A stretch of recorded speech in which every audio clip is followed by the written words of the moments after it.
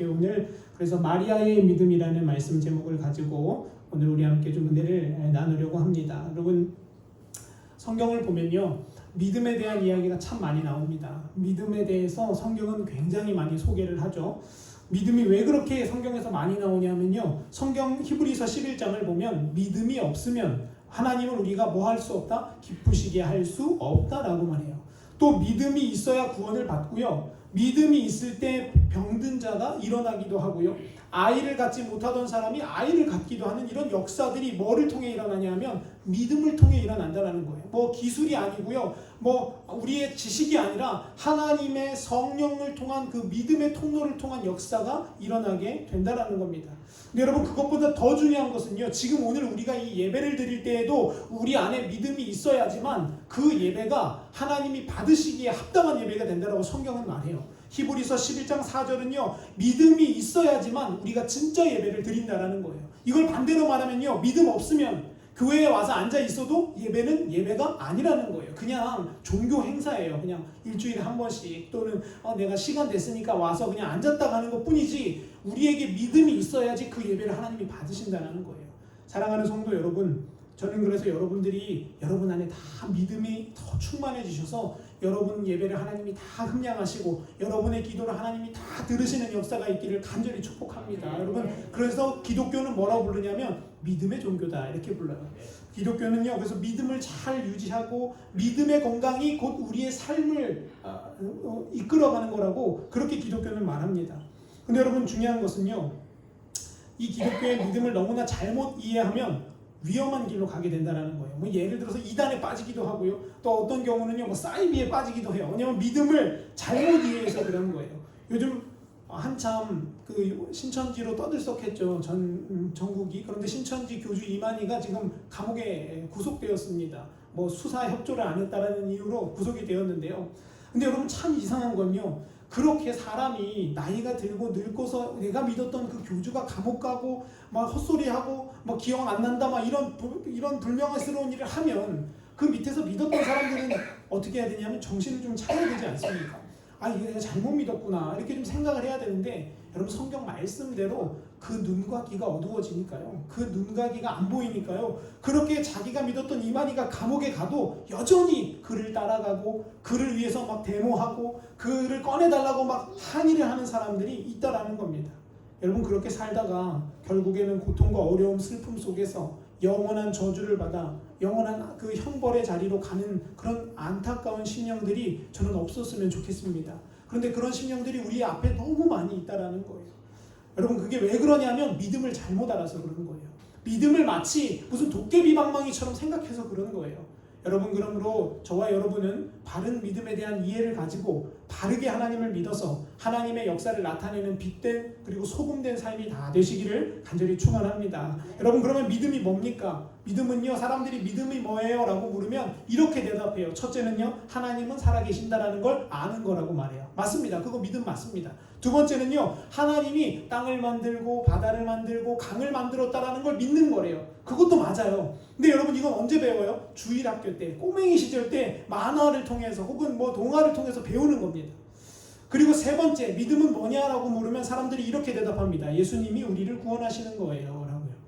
제가 지금 말했던 세 가지 다 맞는 말입니다. 틀린 말 아니에요. 그런데 문제는요, 그게 믿음의 전부는 아니라는 거예요. 그거는 믿음의 일부분이라는 겁니다. 여러분, 그런 믿음은 성경을 보니까 누구도 있다고 말해요? 귀신들도 가지고 있대요. 하나님은 한 분이고 하나님은 능하심이 없고 하나님은 천지를 만드셨고 하나님은 구원자이시라는 건 누구도 아니야 하면 귀신도 안 돼요. 귀신도. 그러니까 그 정도 믿음 가지고는, 그런 믿음으로는 우리가 바른 믿음이 될 수 없다라는 거죠. 그래서 성경은 우리에게 뭐라고 말하냐? 너희 안에 믿음을 날마다 점검해라라고 바울은 우리에게 권면한다라는 거예요. 왜냐? 믿음에 가짜가 있기 때문에 그렇죠. 여러분, 그럼 하나님이 우리에게 말씀하신 믿음의 핵심은 뭡니까? 사도행전 5장 31절은 우리에게 이렇게 말해요. 예수님을 우리에게 보내주신 것은 우리를 위하여 구세주를 삼으시고 아울러 더불어 임금을 삼기 위해, 그리고 너희에게 죄사함을 주기 위해 주님이 그렇게 행하셨다라고 말씀해요. 즉, 주님을 우리의 구세주이자 우리의 왕으로 모셔드려서 사는 것, 그것이 바로 진짜 믿음의 참 모습이라는 거죠. 여러분 그러기 위해서는요 뭐가 필수냐면 내가 십자가에 죽어야 돼요. 여러분 근데 이 말을 저는 설교하지만 이 설교하면서 이 설교가 누구를 향한 가장 첫 번째 설교냐면 여러분들을 향한 설교 아니에요. 이 설교는 누구를 향한 설교냐? 제 자신을 향한 설교 중에 하나입니다. 제 자신 속에도 여전히 제 자아가 살아있고요. 여전히 제 자아가 꿈틀댈 때가 너무나 많이 있다라는 거예요. 그때마다 저는 믿음은 이게 아니지. 믿음은 주님과 내가 십자가에 함께 못 박혀지고 주님이 내 안에 사시고 내가 주님 안에 사는 게 믿음이지라고 저도 매일매일 고백한다라는 겁니다. 그래서 우리는 포기할 수 없는 거예요. 오늘 쓰러져도 또 내일 일어나려는 몸부림을 치는 이유는요. 주님이 우리에게 그것이 믿음이라고 말씀하셨기 때문이라는 거죠. 여러분 그래서 여러분 때로는 감정과 때로는 상황 때문에 어려움이 있을지라도 넘어져서 거기서 지금 울고 있을지라도 여러분 힘을 내시기를 축원합니다. 왜냐하면 주님이 우리 손 잡고 우리 그 너머에 있는 그 다음 단계로 우리를 이끄실 것이기 때문에 그런 거죠.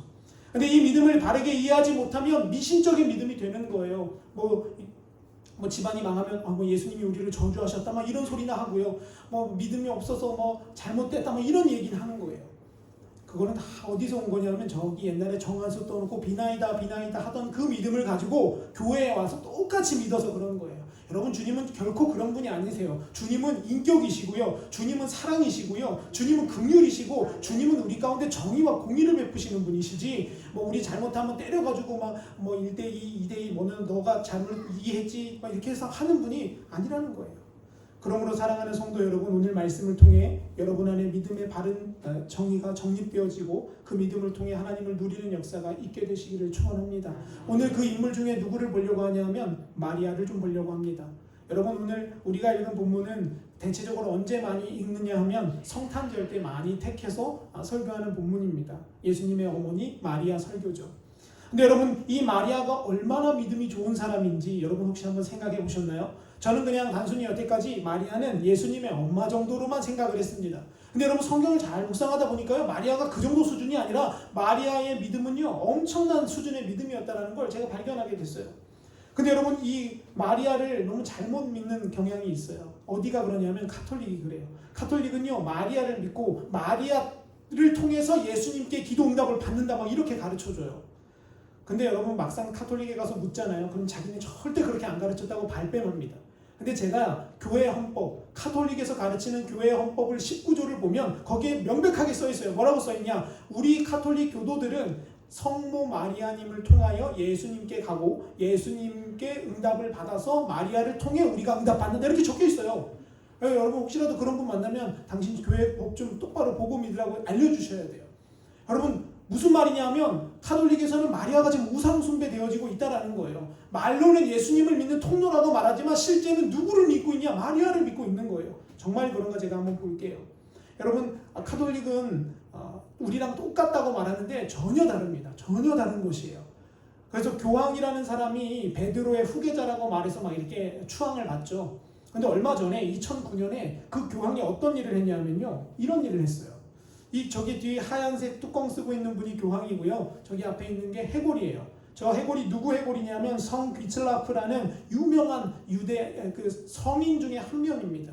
근데 저 성 귀슬라프라는 저 해골을 가지고 몇 년에 한 번씩 거기 가서 교황이 뭐 하냐면 절을 합니다. 왜 그러냐? 카톨릭 안에는 믿음이 좋았던 사람의 믿음을 내가 이어받아서 그 믿음이 내 안에 들어와서 내 믿음이 충만해진다는 이런 교리가 있어요.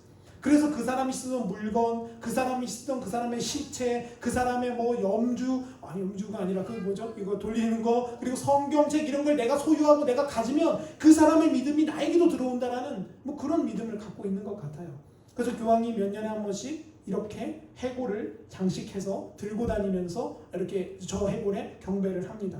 여러분 얼마나 포장을 잘하는지 보세요. 유리관에다 아주 꽁꽁 싸매가지고요. 아주 금가락지 다 끼우고 금 모자 씌워가지고 들고 다녀요. 근데 여러분 성당 다니는 사람 저거 몰라요. 왜냐하면 성당에서는 저거 안 보여주거든요. 왜냐? 자기네 잘못된 모습을 얘기할 사람이 누가 있겠습니까? 근데 여러분 저게 얼마 전은 아니지만 10년 전에 11년 전에 2009년에 체코에 있는 프라하라는 곳에서 저런 역사가 있었습니다. 그리고 여러분 우리는 목사가 되려면 신학생이 되고요, 뭐 전도사를 거쳐야 되는 것처럼 카톨릭도 그런 사제라는 것을 거쳐야 합니다. 근데 여러분 사제들이 교황에게 충성을 맹세하는 모습이에요. 예배 도중에 교황 앞에 납작 엎드려서 완전히 땅바닥에 바짝 엎드려서 마치 옛날에 조선시대 고려시대 때 임금 앞에 납작 엎드렸던 신하들처럼 저기 동그라미 친 게 교황이거든요. 저 교황에 엎드려 충성을 맹세합니다. 그래서 이렇게 해요. 이렇게 높은 교황 앞에 가가지고 엎드려서 충성을 맹세해요. 여러분 마리아는 이렇게 오해되고 있습니다. 우리에게. 카톨릭 사람들에게도 이렇게 오해되고 있어요. 근데 여러분 우리는 깨어나야 할 점 있습니다. 우리 마리아는 그런 존재가 아니라 마리아가 가지고 있던 믿음을 우리가 어떤 건지를 제대로 이해하지 못해서 저런 일을 하는 거예요. 근데 여러분 저는요 제가 목사로서 성당을 나쁘다 이렇게 얘기하려고 이 설교를 하는 게 아니라 이 설교의 중심은 뭐냐면 우리가 진리를 모르면 우리가 바르게 모르면 이렇게 넘어질 수 있다는 거예요. 여러분 이렇게 우리가 쉽게 진리 가운데 거하지 못하고 잘못된 곳으로 갈 수 있다는 거죠. 제가 재미난 사진 하나 보여드리려고 합니다. 여러분 이 사진이 뭐냐면 고대 메소포타미아라는 즉 그러니까 한마디로 에덴 동산이 있었다라고 하는 그 자리에서 믿어졌던 종교의 그림이에요. 무슨 종교냐면요. 여러분 혹시 다곤이라는 신 아세요? 다곤이 뭐냐면 블레셋에 믿었던 신이에요. 하나님이 하나님의 교회가 다곤 신전 안에 들어갔다 갔다 놓으니까 다곤이 어떻게 돼요? 목 잘리고 다리 잘리고 팔 잘려서 딩굴딩굴 굴러다니는 그 장면 여러분 아마 다들 들어보셨을 거예요. 그 다곤이 어떻게 생겼냐면 이렇게 생겼습니다. 사람인데 머리는 물고기예요.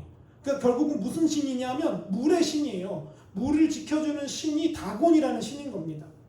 근데 여러분 놀라운 것은요. 저 물고기 입이 벌어진 저 모자를 누가 쓰고 다니냐? 교황이 쓰고 다녀요. 제가 보여드릴게요. 교황의 모자입니다. 네. 여러분 이게 참 재미있는 일이에요.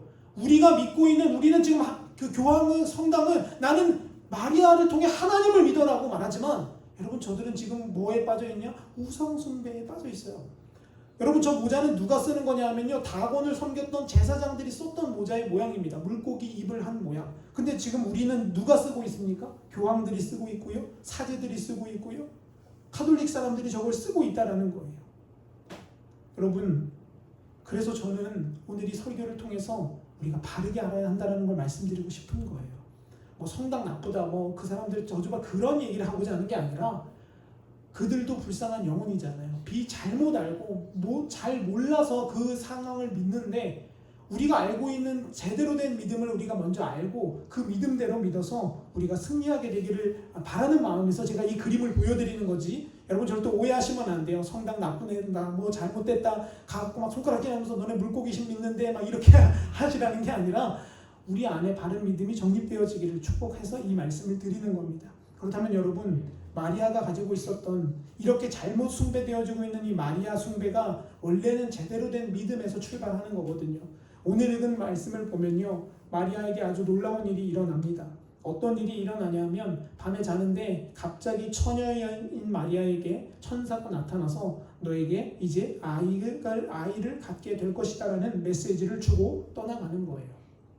여러분 우리 시대 같으면 처녀가 아이 갖는 것 별 문제 다들 안 삼지 않습니까?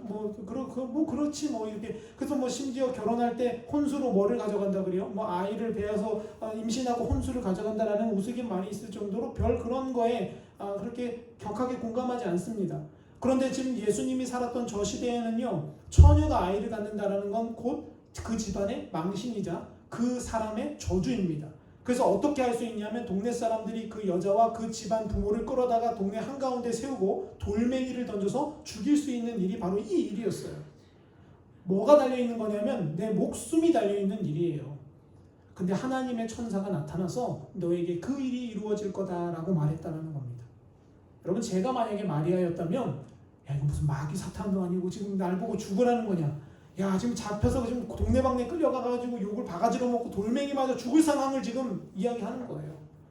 근데 여러분 놀라운 것은요.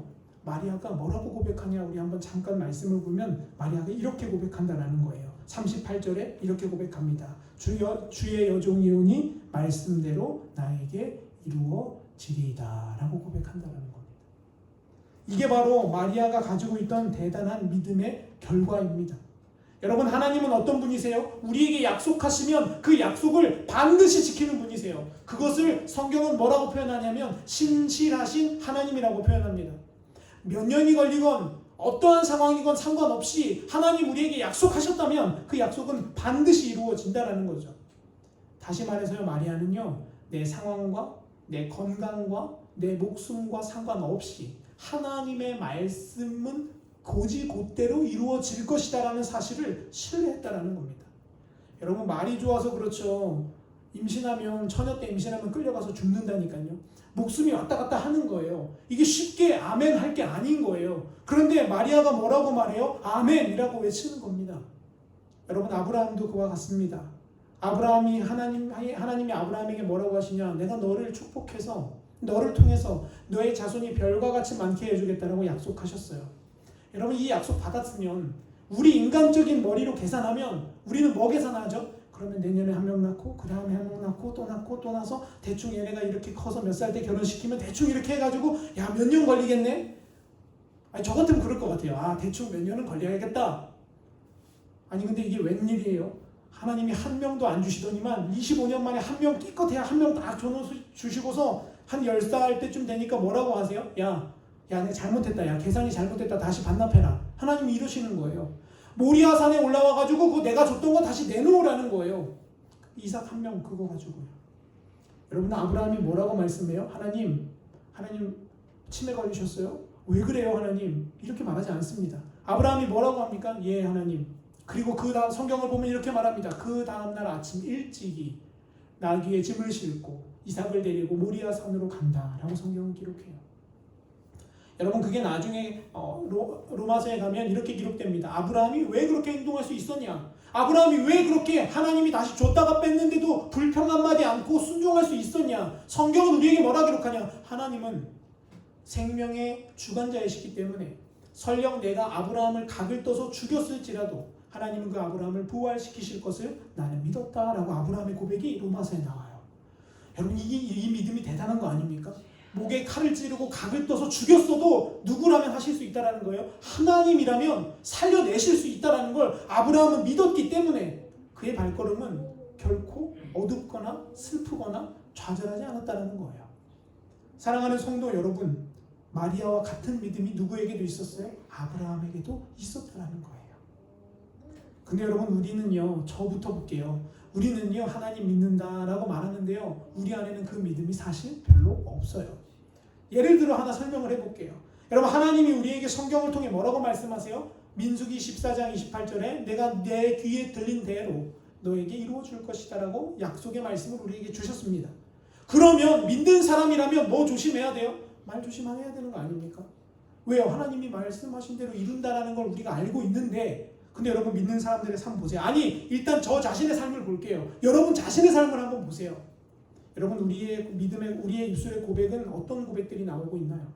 저주의 말들, 실패의 말들, 낭만과 좌절의 말들을 쏟아내고 있지는 않습니까?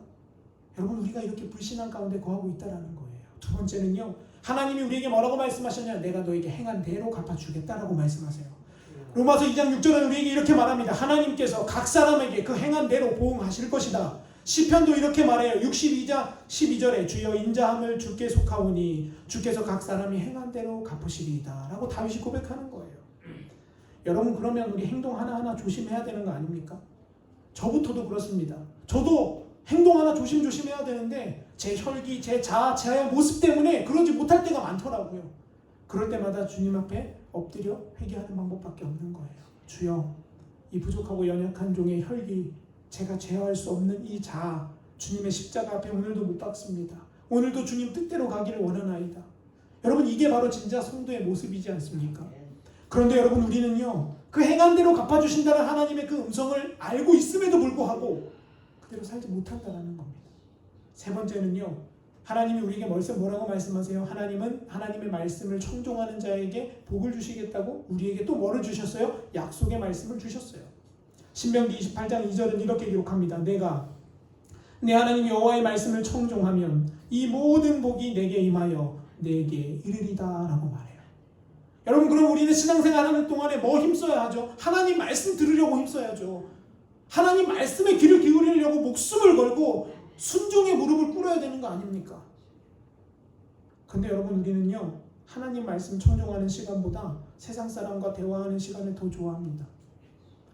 우리는요 하나님의 말씀을 듣고자 무릎 꿇는 시간보다 드라마 보는 시간을 더 좋아하는 게 바로 우리의 모습 아닙니까?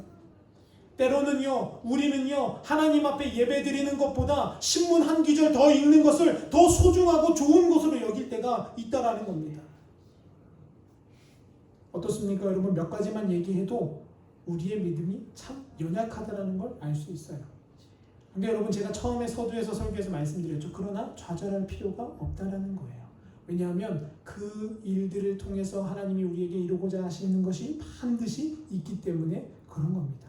여러분 마리아는 하나님을 믿는데 어떻게 믿었냐면 약속하신 말씀은 반드시 이루시는 분이라는 걸 믿는 거예요. 하나님이 주신 이 약속의 말씀은 우리의 삶에 반드시 성취될 것이라는 것을 굳게 붙잡는 거예요. 근데 여러분 놀라운 것은요, 제가 지난주에도 설교드렸지만 하나님의 음성이 들렸다고 해서 그날 그 이후로 삶이 변합니까? 아니에요. 바울은요 3일째에 폭풍에 대한 답변을 받았어요. 이미 응답을 받았어요. 근데 여전히 며칠 동안 폭풍을 겪어요. 11일 동안 그 폭풍을 다 겪습니다. 사랑하는 성도 여러분, 하나님의 음성을 들었다고 해서 우리의 상황이 당장 나아지지 않을지라도 하나님은 신실하신 분이십니다. 하나님은 그 일을 반드시 성취하시는 분이에요. 그러므로 여러분 흔들리지 마십시오. 말씀 붙잡고 오늘도 한 걸음 한 걸음 주님을 향해 걸어갈 때에 하나님이 저와 여러분에게 은혜를 더하실 줄 믿습니다. 그래서 사단은 우리에게 어떤 전략을 주냐면 포기하게 만들어요. 우리에게 그만하라고 요구합니다. 야, 그렇게 예수 믿어봐서 너 잘된 게 뭐 있냐? 이렇게 말을 걸어와요. 야, 너 그렇게 열심히 자아를 십자가에 못 박았는데 여전히 너 혈기 있지 않냐? 라고 우리에게 말을 건다라는 거예요. 여러분 목사인 저에게도 그런 사단의 유혹들이 올까요? 안 올까요? 엄청 많이 와요. 제가 믿음의 고백을 하고 선포를 하고 이렇게 되게 하나님이 하시겠구나라고 말하고 그렇게 기도하고 있지만 그 기도하는 그 자리에서 제 한편 속에 무슨 마음이 떠오르냐 하면 야, 그게 되겠어? 지금 봐봐 너의 상황을. 야, 그게 되겠냐? 그거보다 어떤 방법이 더 좋아? 이렇게 하면 이렇게 인간적인 방법을 쓰면 딱 맞아 떨어져. 그렇게 해. 여러분 솔깃합니다. 야, 이렇게 하면 되겠구나 싶어요. 그런데 그 마음에는 평안이 없어요. 그 마음에는요 힘이 없어요. 우리를 넘어뜨리려고 하기 때문에 그렇죠. 사랑하는 성도 여러분, 우리 하나님의 음성 듣고 마리아가 가졌던 그 믿음 잘 살펴서 그 믿음 우리 안에 왔을지라도 우리 날마다 폭풍을 만나게 되어져 있다는 거예요. 그때마다 여러분 넘어지지 마시고 그 믿음의 약속을 더 굳게 붙잡고 하나님 앞에 더 매달리는 저와 여러분이 되시기를 간절히 축원합니다. 그러면 우리 이제 어떻게 앞으로 신앙생활을 해나가야 될까요? 그거에 대해 조금 나누려고 합니다. 첫째는요, 하나님의 약속의 말씀을 가까이 하고 말씀에 새기고 묵상하는 일을 힘써야 합니다. 여러분 구슬리 서말이라도 뭐 해야 보배죠? 꿰어야 보배입니다. 여러분 집에 가보시면 아마 성경책 한두 권씩은 어디든 다 있으실 거예요. 저도 저희 집에 성경책꽂이 이렇게 보면요, 이상하게 내가 언제 이렇게 많이 샀지? 이거 어디서 났지 싶은 성경책들이 막 이렇게 꽂혀 있을 때가 있어요. 야, 이거 한 권에 막 3만원 4만원 하는데 막 주르륵 보면 야, 이거 얼마야 이게? 막 이런 마음이 들 때가 있어요. 근데 여러분 그거 아무리 그렇게 꽂아놓고 있어도 그 성경이 우리를 도와주지 못합니다. 그 성경을 우리가 읽고 묵상하고 그 성경 가운데 푹 빠져서 하나님을 찾고 찾지 않는 이상 그 성경은 죄송합니다, 그냥 종이 쪼가리예요. 그냥 아무런 쓸모없는 그냥 불에 타면 타는 그냥 종이에 불과합니다. 아무리 좋은 정보와 능력과 말씀이 있다 해도 그 말씀 우리가 먹지 않으면, 그 말씀 우리가 읽지 않으면, 그 말씀 우리가 묵상하지 않으면 아무런 힘이 없다는 거예요. 여러분 사랑하는 성도 여러분들 가운데에 이제 앞으로의 믿음 생활 삶 속에서 한 귀절이라도, 아니 한 문장이라도 그 말씀 붙잡고 승리하는 매일매일이 되셨으면 좋겠어요.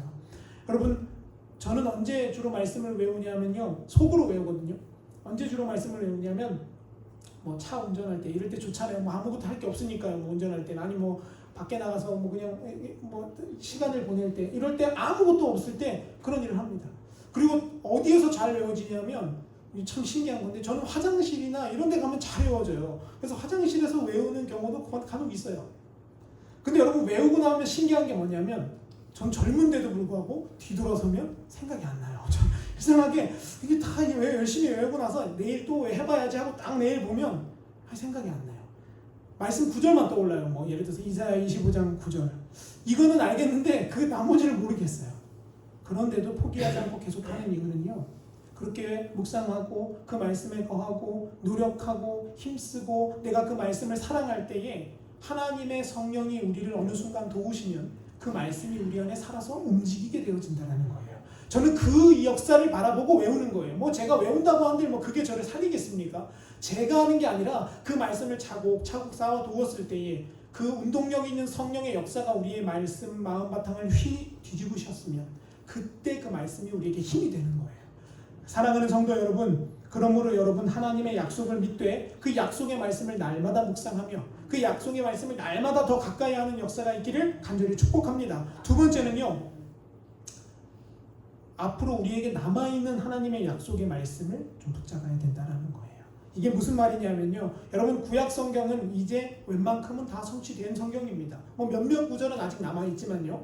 근데 우리에게 남아있는 새로운 약속은 뭐죠? 신약이라고 하죠. 예수님이 오신 것까지는 이미 구약에서 다 이루어졌어요. 그리고 이제 예수님이 우리에게 오셔서 뭐라고 또 말씀하세요? 내가 너희에게 새 약속을 준다. 내가 너희에게 새 언약을 준다 라고 말씀하시면서 새 언약을 말씀하시고요, 내 몸과 같이 네 이웃을 사랑하라고 말씀하시고요, 뭐 수많은 약속의 말씀들을 막 주셨어요. 근데 여러분 그 중에 제일 우리가 이제 살펴봐야 하는 내용이 뭐냐면 이제 앞으로 이루어져야 할 말씀들을 좀 보아야 된다는 거예요. 예수님의 탄생은 이미 이루어졌습니다. 예루살렘의 멸망도 이루어졌어요. 부활도 일어났습니다. 그럼 이제 우리에게 남은 건 뭐냐? 하나님은 다시 오십니다. 우리는 그분의 판단을 받을 것입니다. 그리고 새 예루살렘이 하늘로부터 이 땅에 내려오게 될 것입니다. 이런 약속들이 우리에게 아직 남아있다라는 겁니다.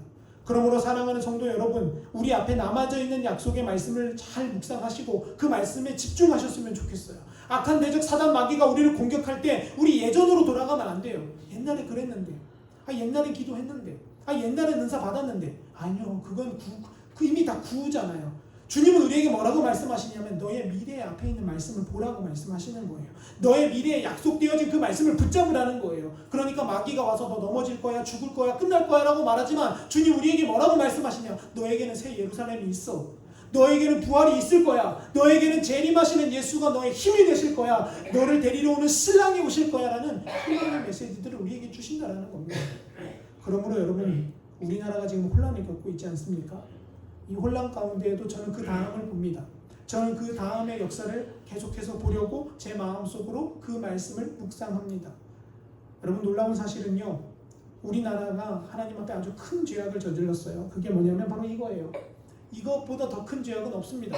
저게 뭐냐면요, 모든 세상의 잡종 종교를 다 하나로 모아놓고서 거기에 그 모든 것에 하나님의 이름과 동일한 이름을 붙여주는 거예요. 즉 모든 곳에 구원이 있다고 말하는 겁니다. 열심히 불교 다녀도 구원받고, 열심히 천주교 다녀도 구원받고, 뭐 어디 무당을 믿어도 구원받는데 단 뭐만 하면 돼요? 열심히만 하면 된다고 가르치는 거예요. 열심히 하면 불교 믿어도 되고, 기독교 믿어도 되고, 천주교 믿어도 되고, 뭐 상관없다라는 거예요. 근데 여러분, 저 약속을 한 지가 지금 올해 차로 7년 차입니다. 성경은요 7이라는 숫자를 완전수로 풀어냅니다. 완성이라고 표현을 해요. 여러분들 참 신기하죠? 성경에 약속되어진 재앙들이 2020년도에 다 이루어지고 있어요. 저는 그걸 보고 있습니다. 여러분 어떤 일들이 우리에게 일어났습니까? 성경 신명기 말씀이 우리에게 이렇게 고백합니다. 내가 만일 네 하나님 여호와의 말씀을 순종하지 아니하여 내가 오늘 내게 명령하는 이 모든 명령과 규례를 지키지 아니하면 하나님이 어떻게 하신다고요? 모든 저주를 네 삶에 풀어놓아 다니게 할 거다라고 말씀하세요. 그 첫 번째가 뭐냐 하면 질병입니다. 여러분 지금 우리 질병으로 고통받고 있지 않습니까?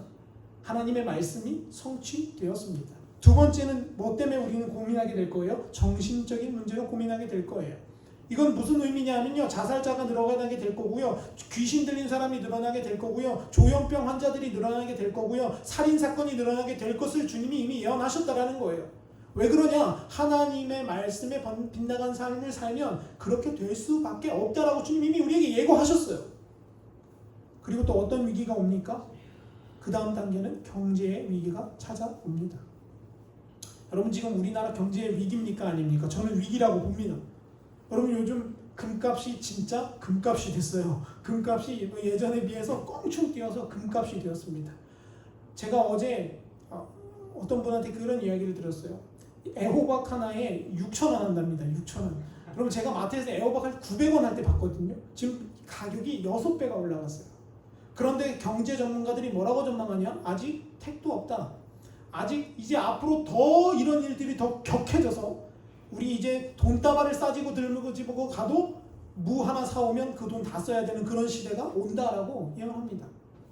여러분 사람들은요 이거 가지고 막 고민해요. 왜 이렇게 됐을까? 뭐가 이유일까? 뭐 무슨 어디가 잘못되고 뭐 무슨 사회가 잘못됐다. 아니요. 저는 단호하게 말합니다. 아닙니다. 어디에서 잘못됐냐? 영적인 문제에서 잘못된 겁니다. 교회가 무너졌기 때문에 그런 겁니다.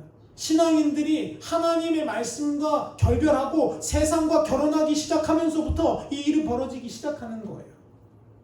그리고 나서 여러분 좀 더 확실한 예언 하나 이루어진 거 보여드릴까요? 백성을 미워하는 지도자가 나라를 다스리게 된다라고 성경은 분명히 이야기합니다. 여러분 백성을 사랑하는 지도자는요 어떤 지도력을 발휘해야 되냐면 백성들을 평안하게 해야 돼요. 백성들의 삶에서 경제가 들쭉날쭉하지 않게 해야 되는 것이 진짜 정당한 지도자 아닙니까? 근데 여러분 죄송합니다. 사람이 먼저다라고 말했는데요. 이제는 사람이 먼저가 아니라 어디가 먼저가 됐냐면 북한이 먼저가 되어버렸어요. 이제는 점점 이상한 세상으로 우리 흘러가고 있어요. 여러분 이번 이 코로나 사태, 이 경제 부동산 문제로 인해서 사람들이 파산한 사람들이 어마어마하게 많습니다. 그런데 여러분 놀라운 사실은요. 우리의 세금을 가지고 지금 뭐 하고 있는지 아세요? 북한에다가 다 공짜로 갖다 주고 있어요. 여러분 오해하지 마십시오. 북한 영혼들도 살려야 합니다. 근데 먹을 걸로 살리는 게 아니라 그들을 뭘로 살려야 되나? 복음으로 살려야 되는 거지. 그들에게 뭐 쌀 갖다 준다 한들 그게 살아나겠습니까? 여러분 북한 선교하시는 목사님이랑 제가 옛날에 이렇게 얘기하다가 그런 얘기를 들었어요. 북한에 쌀을 100톤 갖다 주면요. 서민 몇 톤 먹냐 이렇게 물었더니만 5톤 먹으면 많이 먹는답니다. 그럼 나머지 95톤 어디 가냐 했더니만 뭐 어디 가겠어요. 허허허 웃고 끝내드립니다. 여러분 나머지 그럼 95톤 누가 먹는 거예요? 다 독재자가 가져가는 거예요. 그 5톤 가지고 나머지 사람들 나눠서 그거 자기가 줬다라고 생색만 내는 겁니다. 근데 여러분 지금 우리나라가 어떻게 되고 있습니까? 지금 우리나라가 그 전철을 똑같이 걸어가고 있습니다. 집 가지고 있는 사람들 세금 폭탄 맞아서 집 다 팔게 만듭니다. 그리고 그 집을 누가 다 주물럭주물럭 하고 싶어요? 정부가 주물럭하고 싶어 합니다. 보기에는 좋죠. 말은 좋습니다. 모두가 다 집을 가지고 있는 사회를 만들겠다. 근데 여러분 제가 그 조사하는 그 갤럽에 들어가서 보니까요. 저렇게 하고 나서 집 가진 사람이 늘었냐? 아니요. 집 가진 사람이 더 줄었대요. 이상한 말 아닙니까? 집을 다 뺏어가지고 이렇게 골고루 나눠서 잘 살자는 건데 오히려 집 가진 사람은 훨씬 더 줄어들었답니다. 그래서 지금 저기 광화문 앞에서는 데모가 일어나고 난리가 났어요. 데모 이름이 뭔지 아십니까 여러분? 나라가 네 거냐라는 데모가 지금 일어났어요. 많은 사람들은 여기서 문제를 찾습니다. 왜 이렇게 나라가 됐을까? 왜 우리나라 이렇게 혼란할까? 여러분 그것은요 세상에서 결론을 찾을 수 없습니다. 그 결론은 어디서 찾아야 되냐? 우리 교회 안에서, 우리 믿음의 사람들 안에서, 신앙인 영적인 회복 안에서 찾아내야 된다라고 저는 봅니다. 우리가 하나님의 약속을 잊지 않았습니까? 저부터도 우리 하나님의 약속을 붙들고 잊지 못하는 경우가 많이 있는 것 같아요. 근데 여러분 오늘 읽은 마리아는 뭐라고 고백해요? 주님, 그 돌맞을 상황이 나에게 올지라도, 우리 집안이 어머니, 아버지, 나까지 다 풍비박산이 날지라도 주님의 음성이라면 그 말씀이 어떻게 되기를 기도하는 거예요? 이루어지게 하옵소서라고 기도하는 거예요. 말씀을 정리하겠습니다. 사랑하는 가족교회 성도 여러분, 저는 여러분의 삶이 물질적으로 부유해지기를 축복합니다. 저는 여러분의 삶이 건강적으로도 회복되기를 축복합니다. 그런데 저는 그것보다 여러분을 위해서 더 먼저 기도하는 한 가지가 있어요. 그게 뭐냐면 여러분 말씀대로 사는 축복이 임하기를 축복합니다. 말씀을 붙들고 몸부림치며 내 자신을 치며 고민하며 싸우는 역사가 저와 여러분 안에 있기를 간절히 축복해요. 여러분 그리고 나서 부자 돼도 괜찮아요. 그리고 나서 건강해져도 늦지 않아요. 근데 여러분 놀라운 것은요, 먼저 부자가 되고 나면 그런 자리로 갈 수가 없다라는 거예요. 그 자리에서 고민하고 고뇌하고 말씀을 붙잡고 씨름하고 나서는 부자가 될지언정 부자가 되고 나서는 절대로 그 말씀 가지고 고민하지 않아요. 왜 그런지 아세요? 돈 쓰기 바쁘거든요. 돈을 세다 이제 셀 수가 없어서 창고 짓기 바쁘거든요. 저는 여러분에게 창고가 먼저가 아니라 하나님의 말씀이 먼저가 되는 역사가 있기를 축원합니다. 아멘. 그래서 오늘 설교의 제목처럼 하나님의 말씀이라면 내 상황과 여건이 비록 나약하고 곤란한 상황으로 흘러갈지라도 그 말씀이 내 삶에 이루어지는 것이 복임을 고백했던 마리아와 같이 저와 여러분이 그 믿음 소유하셔서 여러분 삶에서 승리하시고 날마다의 신앙생활에서 모범이 되는 귀하고 복된 역사가 있기를 간절히 축원합니다. 아멘. 우리 시간 함께 주고